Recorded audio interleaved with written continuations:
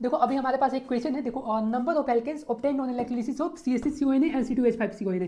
तो तुम पहले तो मैं इसका स्ट्रक्चर बना देता हूँ। तो देखो CH3 C double bond O negative, ठीक है। सिमिलरली इसका ऐसे हो जाएगा कि CH3 CH2 C double bond O negative. तो देखो ये पार्ट है नेगेटिव, तो नेगेटिव पार्ट का क्या होता है, ऑक्सीडेशन होगा और ये जाके एनोड पे, ठीक है। तो ऑक्सीडेशन क्या होता है, लॉस ऑफ इलेक्ट्रॉन होता है। तो ये पार्ट में क्या होता है, ये है कोल्बे इलेक्ट्रोलिसिस एक्चुअली रिएक्शन ये है।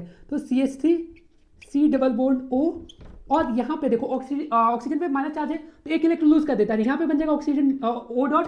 और फिर क्या होगा कि देखो ये चीज हो गई अनस्टेबल, अनस्टेबल हो गई तो क्या होगा कि इस बॉन्ड में देख रहे हो कि तुम दो इलेक्ट्रॉन है तो यहाँ से ये इलेक्ट्रॉन इधर चला जाता है और एक इलेक्ट्रॉन इधर चला जाता है। फिर क्या बन जाएगा, यहाँ पे बन जाएगा CH3 dot plus CO2 gas release हो जाएगी।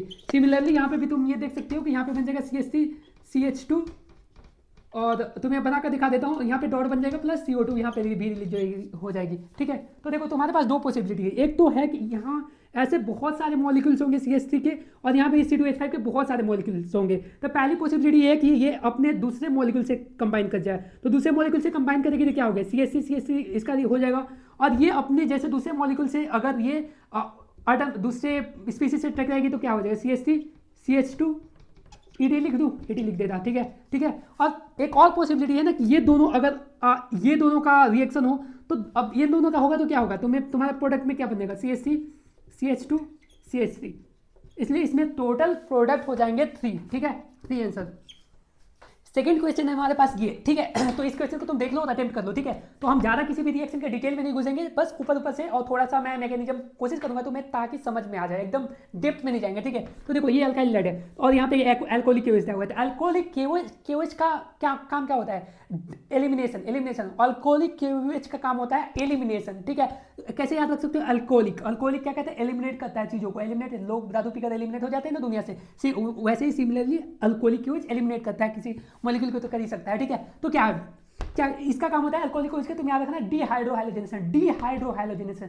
और डीहाइड्रोहैलोजेनेशन का मतलब क्या हुआ, डीहाइड्रोहैलोजेनेशन इसका मतलब हुआ कि हाइड्रोजन और हैलोजन का रिमूवल, हैलोजन का रिमूवल। तो ये कैसे होगा मैं तुम्हें बताता हूँ। और ये देखो क्या होता है, इसमें क्या होता है CH3 CH2 और ये देखो इसमें और ये दोनों एक ही स्टेप में होता है। देखो तो ये H को ऐसे मैं बना लेता और यहाँ पे है CH और ये मैं Br बना लेता, ठीक है, जो भी है जैसा भी है, ठीक है। तो एल्कोहलिक को इसमें OH है ना, तो यहाँ पे एज ए बेस एक्ट करेगा, तो बेस एक्ट करेगा तो बेस यहाँ से इस स्टेप में क्या करती है, हाइड्रोजन को लेकर निकल जाता है। तो इसको मैं ऐसे डॉटेड बना देता हूँ, ठीक है। और इसी स्टेप में क्या होता है, जब यहाँ से H को लेकर निकलेगा तो यहाँ पे आएगी नेगेटिव चार्ज, ठीक है। और यहाँ से और यहाँ पे Br भी अटैच्ड है, ठीक है ना, यहाँ पे Br भी अटैच्ड है। तो इस पे ये यहाँ पे हो जाता है डबल बॉन्ड का फॉर्मेशन होने लगता है और ये Br वाला बॉन्ड होने लगता है ब्रेक, ठीक है। तो पूरा रिएक्शन होता है इस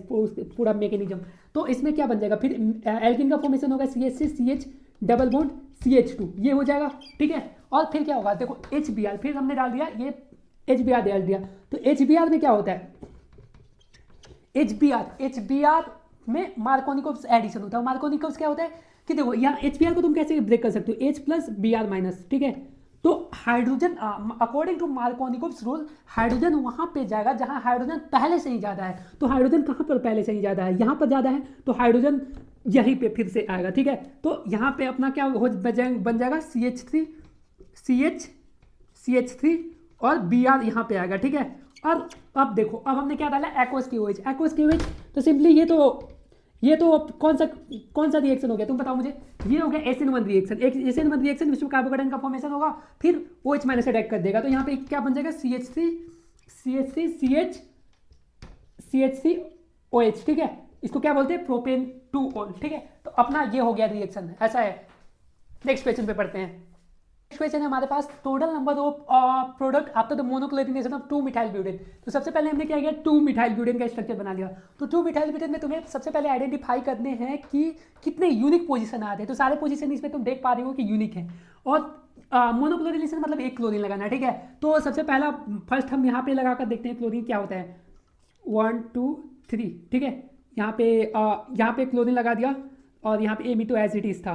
पर देखो यहाँ हमने क्लोरीन लगाया है तो इसकी वजह ये वाला सेंटर इसकी वजह से कायरल बन गया। तो कायरल में तुम्हें पता होगा कि दो प्रोडक्ट बनेंगे, एक ही कायरल सेंटर है इसलिए 2⁻1, तो एक आर कॉन्फ़िगरेशन और एक एस बनेगा। तो यहाँ पे टोटल प्रोडक्ट कितने हो जाएंगे, 2 हो जाएंगे, ठीक है। और यहाँ पे अब नेक्स्ट पे चलते हैं। नेक्स्ट पे हम बात करें तो ये हो गई एमी हो गई, और यहाँ पे हमने सीएल लगा दिया, ठीक है। सीएल ओ यहाँ पे सीएल लगा तो तुम देख रहे हो ये सेंटर कायरल हुआ कि नहीं हुआ, बिल्कुल बिल्कुल भी नहीं कायरल हुआ। यहाँ पे सिर्फ ओनली वन प्रोडक्ट, क्यों, क्योंकि यहाँ पे भी एम ही ग्रुप है। तुम मत सोच लेना कि ये ग्रुप डिफरेंट हो गया, यहाँ पे लिखा नहीं हुआ है तो क्या हुआ, ठीक है। और नेक्स्ट पे बढ़ते हैं, 1 2 3, ये एम ही, यहाँ पे हमने क्लोरीन लगाया। जब यहाँ पे हमने क्लोरीन लगाया तो देखो ये सेंटर कायरल बन रहा है, ओब्वियसली बन रहा है। कायरल कार्बन जानते हो ना, कायरल सेंटर मतलब कि कार्बन से अटैच चारों वैलेंसी डिफरेंट होनी चाहिए, पता है ना इतना। तो ये होगी आर और एक एस कॉन्फ़िगरेशन, तो यहाँ से भी हो जाएगी 2 प्रोडक्ट, ठीक है। अपने लास्ट पॉसिबिलिटी क्या है यहाँ पे, मिथाइल एसिटिस, और यहाँ पे लग गई क्लोरीन। तो यहाँ पे क्लोरीन लगने से तुम देख पा रहे होगे कि कोई भी कार्बन कायरल नहीं बन रहा है। देख रहे हो कौन सा कायरल है, ये फिर से तुम देख लेना, यहाँ भी एम ही है, ठीक है। तो कोई भी इससे एक यहाँ से भी एक ही प्रोडक्ट आ जाएंगे।